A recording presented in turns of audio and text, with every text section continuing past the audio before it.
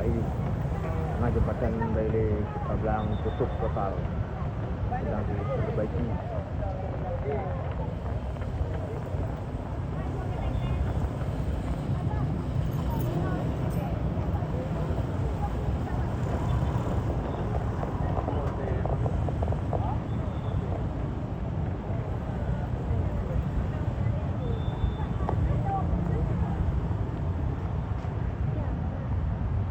Anak kaduk kau nan. Iya ni. Aja berjuang.